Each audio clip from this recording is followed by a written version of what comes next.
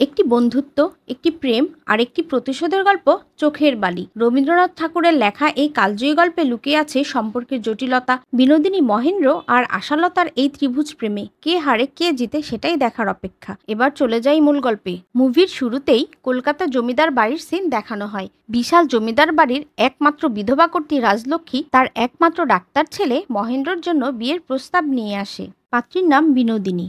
রাজলক্ষ্মীর দাদার সুন্দরী শিক্ষিতা গুণবতী মেয়ে হচ্ছে বিনোদিনী। রাজলক্ষ্মী মহেন্দ্রকে বিনোদিনীর ছবি এনে দেখায় এবং বিনোদিনীর সাথে মহেন্দ্রর বিয়ের সিদ্ধান্তের কথা জানায়।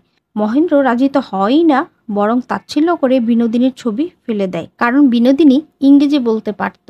তখনকার দিনে শিক্ষিতা মেয়েদের অলক্ষী অপয়া মনে করা হতো। কুসংস্কার ছিল, শিক্ষিত মেয়েরা যে সংসারে যায় সেই সংসারের অমঙ্গল হয়।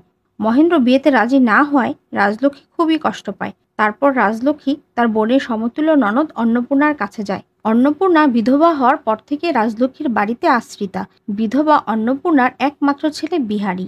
রাজলক্ষ্মী বিহারীকে নিজের ছেলের মতোই ভালোবাসত। মহেন্দ্র এবং বিহারী একসাথেই বড় হয়েছে এবং ডাক্তারি পাশ করেছে। বিহারীর মনে একটা কষ্ট ছিল, ছোটবেলা থেকেই বিহারীর ভাগ্যে মহেন্দ্রর বাদ দেওয়া জিনিসগুলোই কেন জোটে। মহেন্দ্র যা অপছন্দ করে ত্যাগ করে, সেই ত্যাগ করা অপছন্দের জিনিসগুলোই বিহারীকে গ্রহণ করতে হয়। মহেন্দ্র বিয়ে করতে রাজি না হলে রাজলক্ষ্মী বিহারীর কাছে যায়। মহেন্দ্র যেহেতু বিনোদিনীকে অপছন্দ করে, তাই বিহারীও বিনোদিনীর ছবি না দেখেই না বলে দেয়। তারপর রাজলক্ষ্মী মন খারাপ করে চলে যায় আর দূরের কোনো আত্মীয়ের সাথে বিনোদিনীর বিয়ের ব্যবস্থা করে। কিন্তু ভাগ্যের লিখন না যায় খণ্ডন। বছর না ঘুরতেই বিনোদিনী বিধবা হয়। তার স্বামী যক্ষারোগে মারা যায়। বিহারীর মা অন্নপূর্ণার অনাথা ভগ্নিপতি আশার বিয়ের প্রস্তাব নিয়ে আশার জ্যাঠামশাই অন্নপূর্ণার কাছে আসে। তারপর অন্নপূর্ণা তার ছেলে বিহারীকে পাত্র মনোনয়ন করে। বিহারের বন্ধুরূপে তার সাথে মহেন্দ্রও পাত্রী দেখতে যায়। কিন্তু আশালতাকে দেখার পর হঠাৎ মহেন্দ্র সিদ্ধান্ত নেয় সে আশাকে ছাড়া অন্য কাউকে বিয়ে করবে না। তারপর মহেন্দ্রর পীড়াপিড়িতে বিহারীর মা বিহারীকে বিয়ে করতে নিষেধ করে। বিহারী মনে মনে কষ্ট পেলেও তাতে সম্মতি দেয়। পরিণতিতে মহেন্দ্রর সাথে আশালতার বিয়ে সম্পন্ন হয়। বিহারী সারা জীবন মহেন্দ্রের অপছন্দের জিনিস গ্রহণ করেছে, কিন্তু মহেন্দ্র আজ বিহারীর পছন্দের জিনিসটাই নিয়ে নিল। মহেন্দ্র ছিল খুব কামপ্রবৃত্তির। সে বিয়ের পর থেকে কলেজ যাওয়া বাদ দিয়ে দিনরাত আশার সাথে সময় কাটাতো, আর আশাকেও কোনো কাজ করতে দিত না। অনেক বেলা গড়িয়ে গেলেও ঘর থেকে বের হতো না। এসব দেখে রাজলক্ষ্মী বলে, কোথা থেকে একটা ডাইনি এনে আমার ছেলের ঘরে ভরে দিল, আমার ছেলেটাকে একেবারে কামাক্ষার ভেড়া বানিয়ে ছেড়ে দিল। এইসব শুনে অন্নপূর্ণা রেগে মহেন্দ্র এবং আশাকে ডেকে তুলে। বিয়ের পর ছেলের এমন কর্মবিমুখ হয়ে পড়া এবং বাড়ির বউ হিসেবে আশালতার বাড়ির কোনো কাজ না করে সারাদিন স্বামীর সাথে সময় কাটানো দেখে বিরক্ত হয়ে মেঝেতে চাবির গোছা ছুঁড়ে ফেলে দিয়ে বাপের বাড়ি চলে যায় রাজলক্ষ্মী। শাশুড়ি চলে যাওয়ায় অন্নপূর্ণা আশালতাকে বলে, বিয়ের 3 মাস হলো না আর শাশুড়িকে তাড়িয়ে ছাড়লি, এরপর কত নিন্দে হবে ভেবে দেখেছিস? রাজলক্ষ্মীর বাপের বাড়িতে বিনোদিনী রাজলক্ষ্মীর সেবা যত্ন করতে থাকে। রাজলক্ষ্মী বিনোদিনীকে বলে বিকেল হলেই মাথাটা কেমন যেন করতে থাকে। বিনোদিনী চা দিতে চাইলে রাজলক্ষ্মী বলে পাপ হবে। বিনোদিনী বলে মাথা ধরার ঔষধ মনে করে খান না, তাহলেই আর পাপ মনে হবে না। আর রাজলক্ষ্মী মনে মনে আফসোস করে, এই মেয়ে যদি আমার ছেলের বউ হতো তাহলে আমার কত সেবা যত্নই না করতো। তারপর রাজলক্ষ্মী বলে, তোর ঘর আছে, সংসার আছে, সবকিছু ফেলে সারাদিন এই বুড়িকে আগলাবি? বিনোদিনী বলে, ঘর সংসার বলতে তো সেই দুখানা কামরা, সেই ঝাড়পোছ আমার সকালবেলায় হয়ে যায়। রাজলক্ষ্মী বলে, সারাদিন কি করিস? জবাবে বিনোদিনী বলে, চাটা খান, গপ্প করতে করতে ঠান্ডা হয়ে যাবে তো। রাজলক্ষ্মী বলে, গপ্প করার লোকই বা পাই কোথায়? তখন বিনোদিনী বলে, ছেলের বিয়ে দিয়ে ঘরে বউ আনলেন, সে বুঝি খুব মুখচোরা? রাজলক্ষ্মী বলে, সে রাত দিন শোবার ঘরে দৌড় দিয়ে ছেলেটাকে আমার কি যে ফুসমন্তর দিচ্ছে, একেবারে ভেড়া করে রেখে দিয়েছে। বিনোদিনী বলে, তাহলে নিশ্চয়ই আপনার বৌমা খুব সুন্দরী। রাজলক্ষ্মী বলে, ওই তো প্যাকাটির মতো গায়ের গড়ন, ছেলে আমার তার পাশে একদম কার্তিক ঠাকুর। বিনোদিনী বলে, আসবেন না এখানে? আসলে দেখতাম। রাজলক্ষ্মী বলে, ভেবে তো ছিলাম আসবে, মা না খাইয়ে দিলে খাওয়া হতো না, একদিন হয়ে গেল, বাঁচলুম না মরলুম, একটা খবর অবধি নিলে না। তখন বিনোদিনী বলে, মহেন্দ্রবাবুর একটা চিঠি এসেছে কলকাতা থেকে। রাজলক্ষ্মী বলে, তো আগে বলবি তো, শুধু শুধু ছেলেটাকে দুষছি। তখন বিনোদিনী বলে, আপনার নামে না, খামের উপর লেখা বিহারীলাল চৌধুরী। রাজলক্ষ্মী বলে, সেই যে পৌঁছাতে এসেছিল, ভেবেছে বিহারীটা এখানেই আছে। বিনোদিনী বলে, কি করব তাহলে? যাবার সময় সঙ্গে নিয়ে যাবেন? রাজলক্ষ্মী বলে, নিয়ে যাব কেন, পর। বিনোদিনী বলে, অন্যের চিঠি। রাজলক্ষ্মী বলে, আমার ছেলের চিঠি, সে কেমন রইল, কোনো বিপদ আপদ ঘটলো কিনা সেটা আমার জানতে হবে তো। তোমার যদি সহবোধে আটকায় আমি অন্য কাউকে দিয়ে পড়িয়ে নিচ্ছি। তারপর বিনোদিনী পড়তে শুরু করলো। চিঠিতে মহেন্দ্রের সাথে কাটানো আশালতার সুন্দর মুহূর্তগুলো এবং আশালতার শারীরিক সৌন্দর্য বর্ণনা করে মহেন্দ্র বিহারীকে চিঠি লিখেছে। আসলে মহেন্দ্র বিহারীকে কষ্ট দেওয়ার জন্য এই চিঠিটি লিখেছে। এসব শুনে রাজলক্ষ্মী বিনোদিনীকে থামতে বলে, আর লজ্জায় রাজলক্ষ্মীর মাথা নিচু হয়ে যায়। তারপর রাজলক্ষ্মী বিনোদিনীকে বলে, তোকে ছোট বড় অনেক কথা বলে ফেলেছি, কিছু মনে করিস না মা। আসলে চিঠির কথাগুলো বিনোদিনীর মনে তীরের মতো এসে বিঁধে। সে ভাবে আশা কি তার থেকেও অনেক বেশি সুন্দর, নাকি তার নখের যোগ্যও না। বিনোদিনীর সেবা যত্নে মুগ্ধ হয়ে রাজলক্ষ্মী কলকাতা ফিরবার সময় বিনোদিনীকেও সাথে নিতে চায়, আর বিনোদিনীও তাতে রাজি হয়ে যায়। কলকাতা যাবার পরদিন ছাদে আশার সাথে বিনোদিনীর দেখা হয়ে যায়। আশা ছিল খুবই সহজ সরল, বিনোদিনীর মতো অত শিক্ষিতাও নয়, কোনো রকম বাংলাটা পড়তে পারত। বোকাশোকা আশার সাথে বন্ধুত্ব করতে বিনোদিনীর একটুও কষ্ট হয়নি। আশা বিনোদিনীর কাছে জানতে চায় ইংরেজি শিখতে কতদিন লাগে। বিনোদিনী জানায় তুমি কতটুকু শিখবে তার উপর। আশা বলে, তোমাকে কেউ বলেনি, কেউ সাবধান করেও দেয়নি? বিনোদিনী জিজ্ঞেস করে, কি নিয়ে? আশা বলে, আহাগো, বিয়ের আগে মাসির সাথে যদি তোমার একবার দেখা হতো, মানে আমার খুশ শাশুড়ি, উনি তো আমার মাসি হন, উনি বলে দিতেন মেয়েদের অত ইংরেজি শিখতে নেই, তাহলে তোমার আর এই দশা হতো না। তারপর বিনোদিনী আশার সাথে তার ঘরে দেখা করতে আসে। পুরো ঘরে ছেলেদের পারফিউমের সুঘ্রাণ। ঘরে ঢুকে মহেন্দ্র আর আশার ছবি দেখে বিনোদিনীর খুব মন খারাপ হয়ে যায়। এত প্রাচুর্য, এত সাজসজ্জা, সব তো আমারও হতে পারত। বিনোদিনী ভাবে সব মহেন্দ্রর দোষ। সে যদি ফিরিয়ে না দিত তবে আজ এসব বিনোদিনীই ভোগ করতে পারত। কিন্তু আজ গ্রামের এই অশিক্ষিত মেয়েটা এখানে রাজ করছে। মহেন্দ্রর দক্ষিণের ঘর, গাছের ডালপালার জন্য ঘরটা অন্ধকার। এই অন্ধকারে বিনোদিনী মহেন্দ্রর ছবিটা হাতে নিয়েও ভালো করে দেখতে পাচ্ছে না। তাই বিনোদিনী বলে, কাল মালি আসলে একবার বলো তো, গাছগুলো কাটতে বলবো। আশা জানায়, ওকে না জিজ্ঞেস করে কিছু করো না যেন, উনি কিন্তু ভীষণ রাগী। একবার বইয়ের আলমারিতে তোক্তা পাতা দেবো বলে তোক্তা পাতা আনিয়েছিলাম, কি খেয়ালে বালিশের তলায় রেখে ঘুমিয়ে গিয়েছি, আর উনার বালিশেই নাকি তোক্তার গন্ধ। সারা রাত মুখ একেবারে তেলোর হাঁড়ি। তখন বিনোদিনী বলে, কেন ন্যাপথলিন নেই? তোমার কর্তাকে বলো ন্যাপথলিন এনে দেবে। আশা বলে, এসব খটর মটর নাম আমার মনে থাকবে না, তুমি বলে দিও। তারপর বিনোদিনী লিখে দেয়। বিহারী রাজলক্ষ্মীর সাথে দেখা করতে এসে বিনোদিনীর বানানো নাড়ু খেয়ে বলে, চমৎকার হয়েছে। তখন রাজলক্ষ্মী বলে, তোকে একটা চিঠি দিয়েছিল মহিন ওখানে, চিঠিটা আমি নিয়ে এসেছি। বিহারে বলে, চিঠিটা খোলা দেখছি, কেউ পড়েছে? রাজলক্ষ্মী বলে, পাড়াগাঁয়ে লোক পাবো কোথায়, ওকে দিয়ে পড়িয়েছি। কি করে বুঝবো রসের কথা ছাড়া ওতে আর কিছু নেই? ভেবেছিলাম মায়ের কুশল সংবাদটুকু অন্তত নেবে। বিহারী ছি ছি করতে করতে লজ্জায় আফসোস করে বলে, ওকে দিয়ে পড়ালে? তারপর রাজলক্ষ্মী বিনোদিনীকে ডেকে পাঠায়। আর এদিকে আশা ও বিনোদিনী গল্পে মেতে ওঠে। আশা বলে, তোমাকে আমার খুব ভালো লেগেছে। হ্যাঁ গো, কয়েকদিন থাকবে এখানে? বিনোদিনী বলে, যদি না তোমরা তাড়িয়ে দাও। আশা বলে, থাকলে বেশ ভালো হয়, বইয়ের আলমারি থেকে অন্তত ইংরেজি বইগুলো আমাকে পড়ে শোনাতে পারবে। তারপর বিনোদিনী বলে, বিহারী বাবুর সঙ্গে তোমার বিয়ের কথা হয়েছিল, সেটা হয়নি বলে তোমার কোনো আফসোস হয় না? আশা বলে, ও মা, আফসোস হবে কেন? ভগবান যা করে মঙ্গলের জন্য করে। বিনোদিনী বলে, এই যে বছর না ঘুরতে বিধবা হলাম, এটাও কি মঙ্গলের জন্য? তারপর আশা বলে, কেন যে অত ইংরেজি পড়তে গেলে তুমি? আবার ভাবো, তাহলে তো তুমি তোমার বরের সাথে অন্য জায়গায় থাকতে, এখানে আসতেও না, আর আমার সাথে তোমার দেখাও হতো না। তারপর বিনোদিনী বলে, বা আমি এখানে থাকতাম, তুমি অন্য জায়গায় থাকতে? আশা বলে, তা কেমন করে হবে? তারপর বিনোদিনী বলে, তোমার শাশুড়ি প্রথমে তোমার বরের সাথে আমার সম্বন্ধ করেছিলেন জানো? আশা জিজ্ঞেস করে, তাই বুঝি? তা হলো না কেন? উত্তরে বিনোদিনী বলে, ওই যে বললে ঈশ্বর যা করেন মঙ্গলের জন্য। আশা হেসে বলে, ভেবেছিলাম বলবো চলো আমরা সই পাতাই, এখন দেখছি সতীন পাতাতে হবে। বিনোদিনীর ভিতরে ভিতরে আফসোস হচ্ছিল, এত সবকিছু তারও তো হতে পারতো। তারপর মহেন্দ্র বাড়ি এলে আশা বিনোদিনীর লেখা কাগজটা মহেন্দ্রকে দেখিয়ে বলে, আমাকে এটা এনে দিতে হবে। আশা বলে, বইয়ের আলমারিতে রাখবো, তাহলে আর তোক্তার গন্ধ বেরোবে না। মহেন্দ্র জিজ্ঞেস করে, কে বলেছে? আশা জানায়, বলেছে একজন। মহেন্দ্র জিজ্ঞেস করে, কে লিখে দিল? আশা জানায়, সেই লিখেছে। এটা তো বিহারীর লেখা বলে মনে হচ্ছে না, কে লিখেছে সেটাই তো জানতে চাচ্ছি।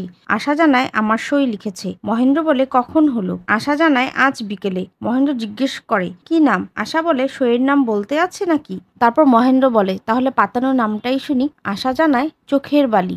বিনোদিনী ঘরের দরজা বন্ধ করে রাজলক্ষ্মীকে চা বানিয়ে খাওয়াচ্ছিল। তখনকার দিনে বিধবাদের অনেক নিয়মকানুন ছিল, যেমন তারা চা খেতে পারবে না, মাছ মাংস খেতে পারবে না, পায়ে জুতো পরতে পারবে না, বিছানায় শুতেও পারবে না, মেঝেতে শুতে হবে, এমন আরো অনেক। তখন হঠাৎ অন্নপূর্ণা এসে বলে মহিন বাড়িতে নেই, গাছগুলো সব কেটে ফেললো। তখন বিনোদিনী বলে আমিই বলেছি কাটতে। তখন হঠাৎ বিহারী এসে বলে বড় মা, বাড়িতে যে গাছ কাটা হচ্ছে তুমি জানতে, জেনেও তুমি মত দিলে। তারপর বিনোদিনীকে উদ্দেশ্য করে বলে শুনেছি তো উনি লেখাপড়া শিখেছেন, জগদীশ বাবু যে গাছের প্রাণ আবিষ্কার করেছেন সে কথা উনার অজানা নয়। বিনোদিনী বলে সে কথা বলতে গেলে তো অনেক কথা বলতে হয়, তখন তো আর শুধু বিধবাদের মাছ খাওয়া বন্ধ করলে চলে না। রাজলক্ষ্মী বলে আহ কি ঝগড়া শুরু করলি তোরা, কেটেছে ও আবার গজিয়ে যাবে। বিনোদিনী বিহারীকে বলে এখানে চায়ের সরঞ্জামও আছে, চাইলে এক কাপ চাও হয়ে যেতে পারে। বিহারী উত্তর দেয় হোক তাহলে। তারপর বিনোদিনী বলে চাটাও তো গাছের পাতা, সেটা ফুটিয়ে খেতে আপত্তি নেই তো। বিহারী বুঝতে পারে বিনোদিনীর সাথে তর্কে পারা যাবে না। মহেন্দ্র আশালতার জন্য ন্যাপথলিন নিয়ে আসে। আশা বলে এ তো সত্যিই গজমতির মালা, এমন সুন্দর জিনিসগুলো বইয়ের আলমারিতে থাকবে। মহেন্দ্র আশার জন্য মখমলের একটা ব্লাউজও আনে, বলে নাও এটা পরে দেখো। আশা বলে এ তো মেম সাহেবরা পরে, আমি পরবো কি করে। মহেন্দ্র বলে স্বামীর জন্য মেয়েরা অগ্নি পরীক্ষা দিতে পারে আর তুমি একটা ব্লাউজ পরতে পারবে না। আশা বলে মেম সাহেবদের পোশাক পরলে বাড়ির লোক আমাকে আস্ত রাখবে। মহেন্দ্র বলে বাড়ির লোকের সামনে পরবে না, শুধু আমার সামনে পরবে। তখন আশা বলে বালিরও খুব সাহস, একদম আপনার মতো, আপনাদের দুজনকে বেশ মানাতো। তখন মহেন্দ্র বলে ও আর বুঝি আমাকে মনে ধরছে না, এবার বালির ঘাড়ে ঠেলতে চাও। তখন বিহারী মহেন্দ্র আর আশালতার বিবাহ বার্ষিকী উপলক্ষে শুভেচ্ছা জানিয়ে ফুল ও চিঠি পাঠায়। পরদিন সকালে আশা ব্লাউজ পরতেই পারছে না, বলে এই মোটা জ্যাকেট পরে ঘুমাবো নাকি রাত্রিরে। তারপর বিনোদিনী আশাকে ব্লাউজ পরা শিখিয়ে দেয়। আর আশালতার এত রং সাজসজ্জা, স্বামীর সাথে কাটানো মুহূর্ত প্রাচুর্য দেখে বিনোদিনীর খুব লোভ হয়। তারপর রাতে মহেন্দ্র ঘুমানোর আগে দরজা বন্ধ করে দিলে বিনোদিনীর কোথাও যেন খুব কষ্ট হয়। বিনোদিনী ঘর পরিষ্কার করছিল, এমন সময় বিহারী এসে বলে দুটো প্রস্তাব ছিল, আমরা সবাই মিলে ইংরেজদের বিরুদ্ধে প্রতিবাদ করছি, আপনি দস্তখত করবেন। বিনোদিনী বলে ইংরেজদের বিরুদ্ধে প্রতিবাদ করছেন ইংরেজিতে? বিহারী হেসে বলে বাংলায় প্রতিবাদ করলে ওরা বুঝবে না। তারপর বিনোদিনী সই করে দেয়। আর দ্বিতীয় প্রস্তাবটা হলো মহিন্দা আপনাকে জানিয়ে দিতে বলেছে আগামী শনিবার বাগান বাড়িতে চড়ুই ভাতির আয়োজন করা হয়েছে। বিনোদিনী বলে আমি যাব না। বিহারী বলে আমাকে বলে লাভ নেই, সেটা সরাসরি মহিন্দাকে বললে ভালো হয়। বিনোদিনী বলে কি আশ্চর্য,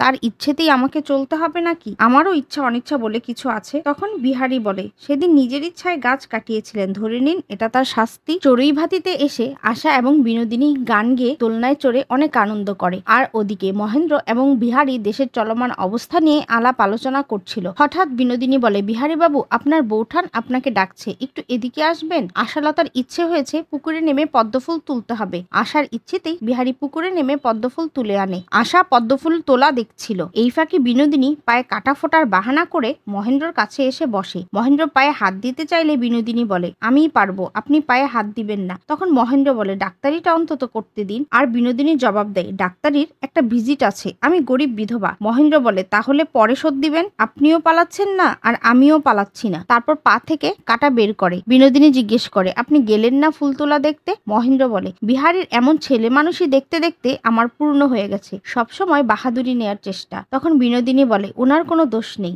বালি এমন বায়না ধরলো আমিই বললাম। দুপুরে খাওয়া দাওয়ার পর মহেন্দ্র এবং আশালতা বিশ্রাম নিচ্ছিল। এই ফাঁকে বিনোদিনী বিহারীর সঙ্গে আলাপ করে বুঝতে পারে বিহারী অনেক উচ্চ ভাবনার মানুষ। মহেন্দ্রের সঙ্গে বিহারীর তফাৎ আকাশ পাতাল। বিহারী প্রকৃত জ্ঞানী এবং ভালো মানুষ। তারপর তারা বাড়িতে এসে দেখে অন্নপূর্ণা উঠানের শ্যাওলাতে পা পিছলে পড়ে গেছে। তাই পরদিন সকালে মহেন্দ্র জমাদারদের সাথে উঠানের শ্যাওলা পরিষ্কার করতে গিয়ে পা পিছলে পড়ে যায়। তারপর বিহারী আসে মহেন্দ্রর চিকিৎসা করতে।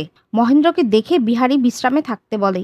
বিহারী আরো জানায় স্বদেশী আন্দোলনের জন্য বেশ কিছুদিন কলেজ বন্ধ থাকবে। তখন মহেন্দ্র বলে কোমর সারতে বেশি দিন লাগবে বলে মনে হয় না, কলেজ যখন বন্ধ থাকবে আশা এবং তার সইকে নিয়ে কয়েকদিন ঘুরে আসবো। বিহারী বলে বৌঠানকে নিয়ে যাও, তাছাড়া তুমি অসুস্থ, সবে সেরে উঠলে দুজন মহিলাকে নিয়ে যাওয়ার ঝক্কি তুমি পারবে না। তখন মহেন্দ্র বলে মেয়েদের ঝক্কি কি তুমি একাই নিতে পারো বিহারী?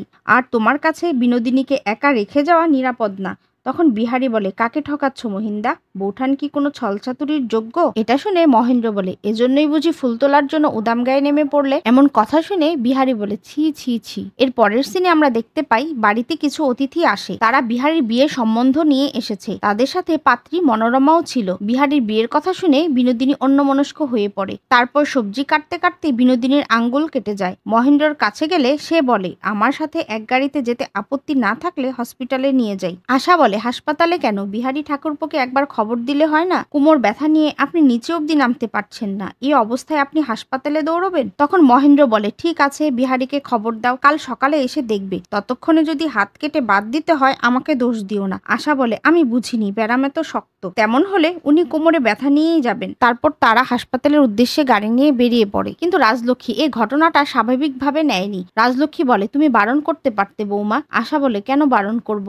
রাজলক্ষ্মী বলে, কারণ তোমার বর আদিক্ষেতা পেলে আর কিছু চায় না, সব মেয়ে মানুষেরই হাজারবার হাত কাটে, আবার ঠিক হয়ে যায়। তারপর হাসপাতালে গেলে ডাক্তার ভাবে বিনোদিনী অ্যাবর্শন করতেই গিয়েছে, কারণ তখনকার দিনে বিধবাদের নিয়ে হাসপাতালে যাওয়া মানে অ্যাবর্শন করানো। এসব শুনে বিনোদিনী খুব লজ্জা পায় এবং তারা বলে, ওসব কিছু না, হাত কেটে গেছে বলেই তারা এসেছে। বাড়িতে আসলে আশা বলে, ও মা, এ তো মলম লাগিয়ে ন্যাকড়া বেঁধে দিয়েছে, এজন্য এতক্ষণ লাগলো। এটা শুনে বিনোদিনী বলে, মহেন্দ্রবাবু হাতটা যদি আমার কেটে রেখে দিত তাহলে বোধহয় বালি বেশি নিশ্চিন্ত হতো।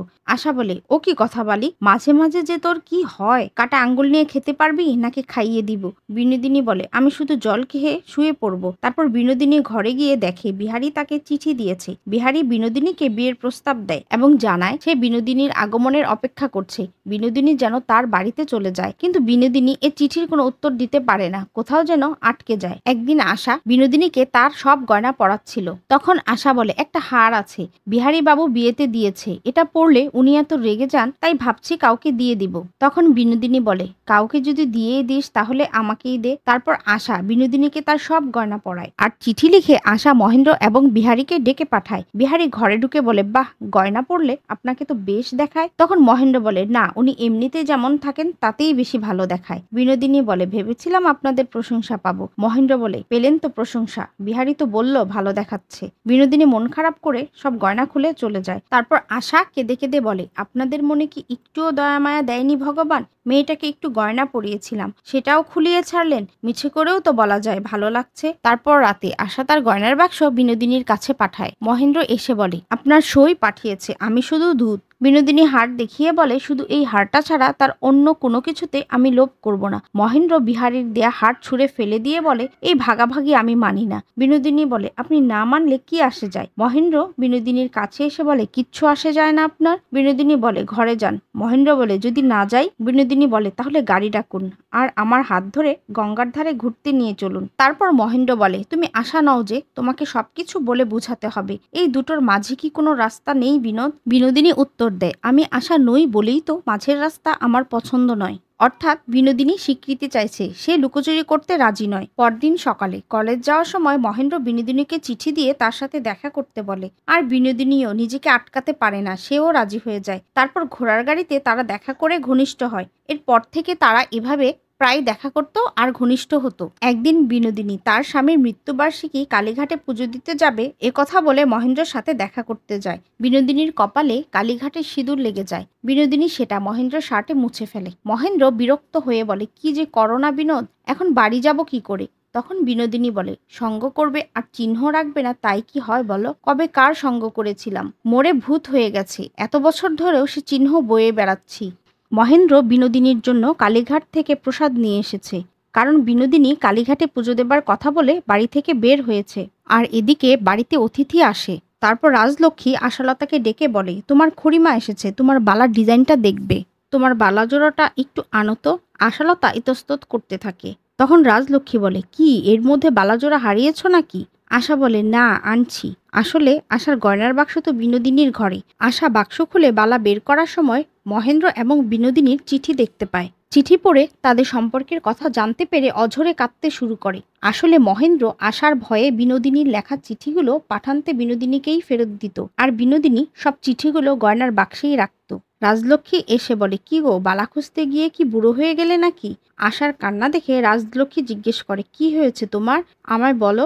আশা বলে, আপনি আমায় মারুন কাটুন, কিন্তু আমায় জিজ্ঞেস করবেন না, আমি কিছু বলতে পারবো না। তারপর রাজলক্ষ্মী বলে, পোড়ামুখী ঘর বলতে তো ঘাটের ওই চৌহদ্দিটুকু, সেটাও সামনে রাখতে পারলি না, শেষ পর্যন্ত তুইও কপাল পোড়ালি। এমন সময় হঠাৎ বিনোদিনী চলে আসে, এসে জিজ্ঞেস করে, কাঁদছিস কেন বালি? তখন আশা কেঁদে কেঁদে বলে, মাফ করিস বালি, মা বালাজোড়া দেখতে চেয়েছিল, তাই তোর গয়নার বাক্সটা খুলেছিলাম, আমার কোনো দোষ নেই রে। আশালতার এমন কান্না দেখে বিনোদিনীর আর বুঝতে বাকি রইল না যে বিনোদিনী সব জেনে গেছে।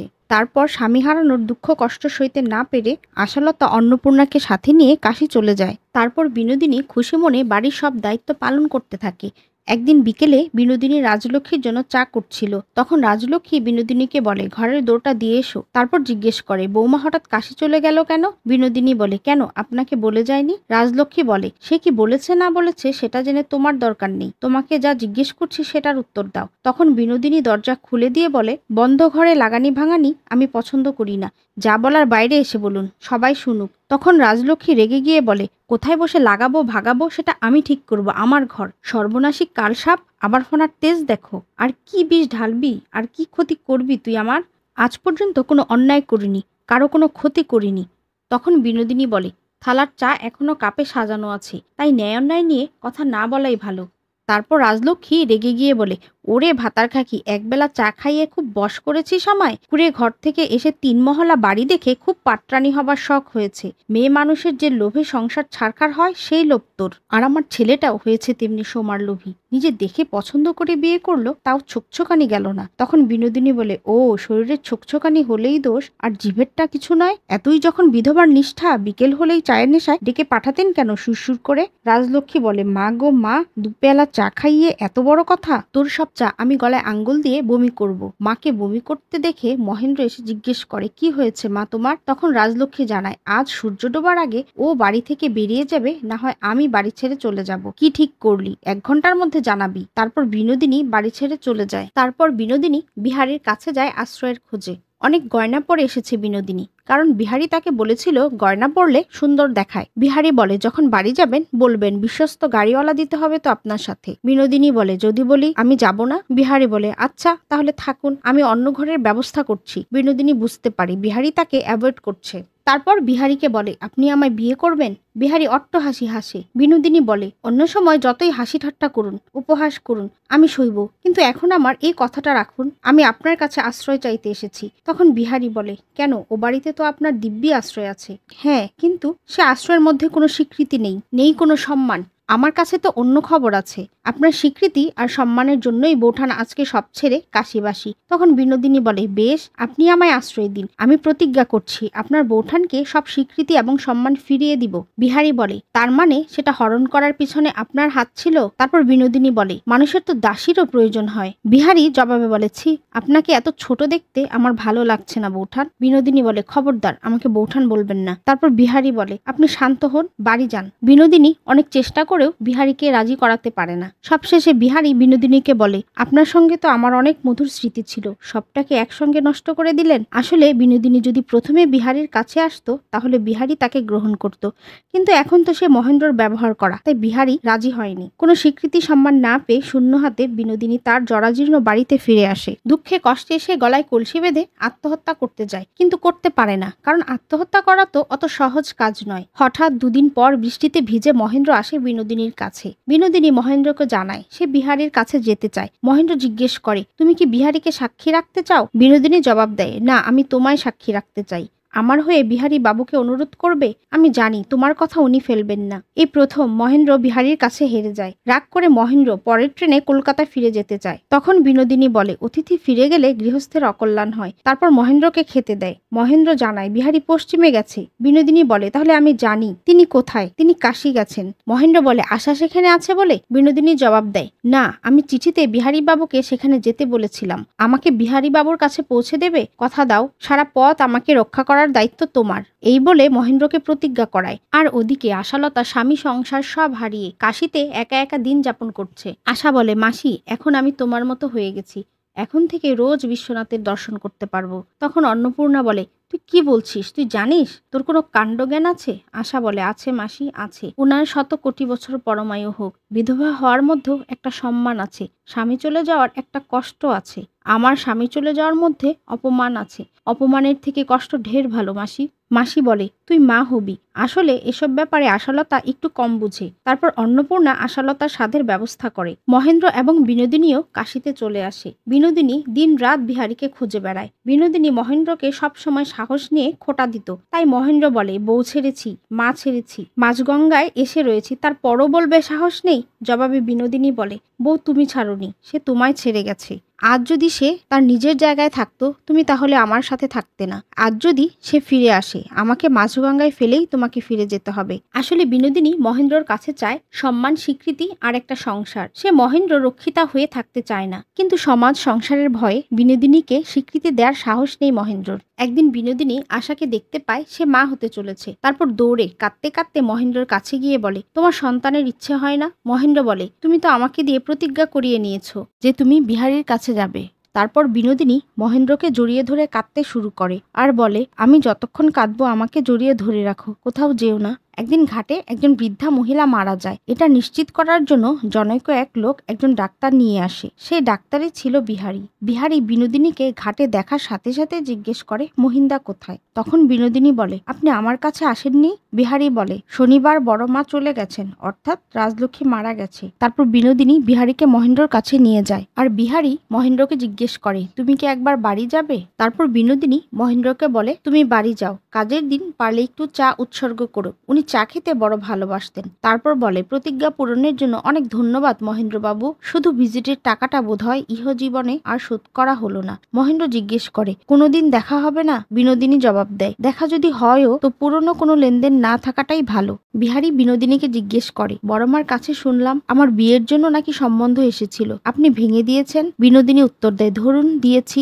বিহারী বলে, তার তো একটা ক্ষতিপূরণ আছে। বিনোদিনী বলে, বিধবার জন্য কোনো শাস্তি নতুন নয় বিহারী বাবু। তখন বিহারী বলে, আমাকে বিয়ে করতে হবে আপনার, আপনি ডেট ঠিক করে জানান, আমি প্রস্তুত। পরদিন বিহারী বিয়ের জন্য ডালা সাজিয়ে এসে দেখে বিনোদিনী কোথাও নেই। বিহারী এবং আশালতা দুজনের জন্য দুটো চিঠি লিখে বিনোদিনী চলে গেছে। কোথায় গেছে কেউ জানে না। আসলে বিনোদিনী তার ভুল বুঝতে পেরেছে। সে উপলব্ধি করেছে সে অনেক পাপ করে ফেলেছে। সে সহজ সরল আশালতার সংসার পর্যন্ত ভেঙে দিয়েছে। সেটা মহেন্দ্রর প্রতি প্রতিশোধী হোক বা অ্যাট্রাকশন থেকেই হোক, সে তো পাপই করেছে। কিন্তু বিনোদিনীর ভাগ্য বিচার করতে গেলে এই প্রশ্ন উঠে আসে, সে অল্প বয়সে কি এমন পাপ করেছিল যে তাকে বিধবা হতে হলো? বিনোদিনী বিহারীকে ভালোবেসেছিল। শেষ মুহূর্তেও তার মনে হয়েছিল সে বিহারীর কাছে চলে যাবে, কিন্তু তার কলঙ্ক অর্থাৎ পাপ সে বিহারীর উপর চাপাতে চায় না। আর তখনকার দিনে বিধবা বিবাহকেও সবাই পাপ মনে করত, তাই বিহারীকে ছেড়েও সে চলে যায়। তারপর আশালতা বাড়ি ফিরে আসে। বিনোদিনী বিহারীকে যে চিঠি দিয়েছিল তাতে লিখেছিল,